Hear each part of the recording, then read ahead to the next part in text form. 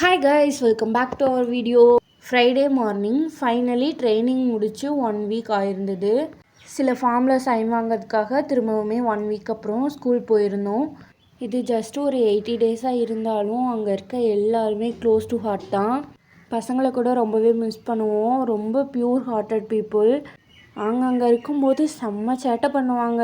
என்னடா இப்படின்ற அளவுக்கு, ஐயோ மிஸ் ஆன்ற அளவுக்கு யாருமே நடந்துக்கல. எல்லாருமே எக்ஸைட்மெண்ட்டில் தான் இருந்தாங்க.